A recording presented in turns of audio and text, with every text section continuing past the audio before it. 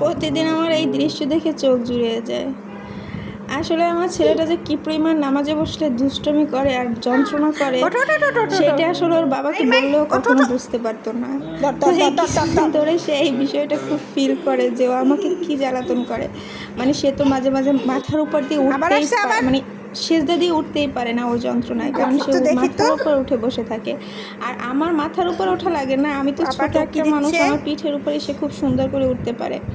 তো আমি আর সাথে সে দৌড়ে পালিয়ে গিয়েছে, কিন্তু অনেকক্ষণ ধরে ওর বাবা এরকম সিজদায় পড়েছিল। 2-3 বার আমি সরানোর পরে অবশ্য ভিডিওটা চালু করেছি, যে ওর বাবাকে অনেক সময় বলতাম যে আমার নামাজ পড়তে খুব কষ্ট হয়, কিন্তু মানে হয়তো এই বিষয়টা ফিল করতো না। এই সেদিনকারই আমার পিঠের উপর উঠেছে, আমার হিজাব গায়ে ছিল, আর হিজাবের উপর ওঠার পর পিছলিয়ে পড়ে গিয়েছে। আর ওতে এমনিতে অনেক বড় বড় ব্যথা পায়, যার কারণে আমি সবসময় খুব টেনশনে থাকি যে এই কাজগুলো সে না করে। তো বললাম না, মানে শুরু থেকে আমি খেয়াল করি নাই, আমিও নামাজ পড়তেছিলাম।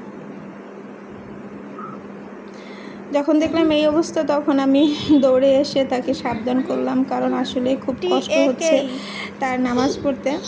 যাই হোক, তাদের এই দৃশ্য দেখলে দৈনিক আমার খুব ভালো লাগে। আমি আমার বরকে সবসময় বলি, তুমি যদি রেগুলার বাসায় বসে নামাজ পড়ো বা এমনিতেও নামাজ পড়ো, আসলে বাচ্চাদের বাবারা নামাজ পড়লে বাচ্চারা নামাজ শিখে তাড়াতাড়ি, মানে বিশেষ করে ছেলে বাবুরা।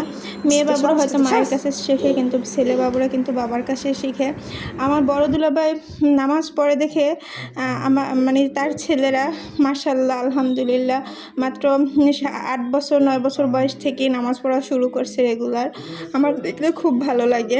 এই যে দেখুন, এই দিনকার আমার ছেলে কি সুন্দর আল্লাহু আকবার বলতেছে আর সেজদা দিচ্ছে। আর আমার বড় ছেলে প্যান্ট পরার সময় ছিল না, ইফতারের পরপর নামাজ পড়তে দাঁড়িয়েছে, দৌড়ে গিয়ে মাথায় টুপিটা দিয়ে আর পাঞ্জাবিটা পরার মতো সুযোগ পেয়েছে, পরে তারপরে সে নামাজে দাঁড়িয়েছে। তো আসলে সত্যি কথা যে প্রত্যেকটা ফ্যামিলি তার বাবাদের নামাজ পড়া উচিত, কারণ ছেলে সন্তানদের নামাজ শেখানোর জন্য বাবারা নামাজ পড়লে সবচেয়ে বেশি বেটার হয়। এই দিন কি হয়েছে, আমার ছোটোটা ইফতার করার সাথে সাথে হিসি করে দিয়েছে। তো যেহেতু আমরা ইফতার করতে করতে দেরি হয়ে যায়, তার প্যান্টটা আমার পরানো হয় নাই, আর এই কারণে সে মানে নেন্টুই তার বাবার মাথা টুপিটা নিয়ে নামাজ শুরু করে দিয়েছে। আবার সে টুপি পরাচ্ছে, মানে তার এই ডিস্টার্বগুলো চলতেই থাকে। যদিও তখন আমি ভিডিও করতে গেলে, তার প্যান্ট পরাতে গেলে আর ভিডিওটা হতো না। মানে সে যে কী ডিস্টার্বটা করে ওর বাবাকে, যেটা আমি মানে দেখানোর জন্য মূলত ভিডিও করা। আর ওর বাবাকে তো সে পাই না, শুধু এই মাগরিবের এক ওয়াক্ত পায়, আর বাকিগুলো তো দেখা যায় এশার নামাজ দেরি করে পড়লে সে ঘুমিয়ে যায়। আবার মানে ফজর পড়ে যখন, তখন তার সে ঘুমে থাকে, আর তখন আমিও সাপোর্ট দিই, যার কারণে এই ডিস্টার্বগুলো সে ফিল করে না। কিন্তু আমার তো প্রত্যেক ওয়াক্তে এই ডিস্টার্বগুলো ফিল হয়, মানে তাদের দুষ্টমিগুলো দেখছেন কী পরিমাণ দুষ্টমি করে। তো যাই হোক, আমার সাথে কি করে এরকম পিঠে ওঠে না, কারণ বললাম না আমি তো ছোট মানুষ, আমার পিঠে উঠতে মানে মাথার উপর ওঠে না, পিঠের উপর উঠতে খুব সুবিধা হয়, সে পিঠের উপর ওঠে। আর বেশি সমস্যা হলে সে চোখের মধ্যে 2 আঙুল ঢুকিয়ে দেয়, মাঝে মাঝে গিয়ে জড়াই ধরে মাথাটার উপর কামড় দেয়।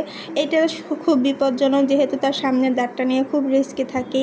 যাই হোক, এইভাবে আমাদের দিনগুলো কাটে মাশাআল্লাহ আলহামদুলিল্লাহ। আমাদের সন্তানদের নিয়ে আমাদের এত বেশি ব্যস্ততা কাটে, এত বেশি আনন্দে কাটে যে সময় যে কোথা থেকে যায় আমরা টেরও পাই না। যাই হোক, সবাই দোয়া করবেন আমার পাগলা দুইটার জন্য, আর আমার বরের জন্য দোয়া করবেন। সে যেরকম রোজার মাসে নামাজ পড়ে, সেই রকম যেন পুরো মাস পুরো বছর নামাজ পড়তে পারে। আসসালামু আলাইকুম।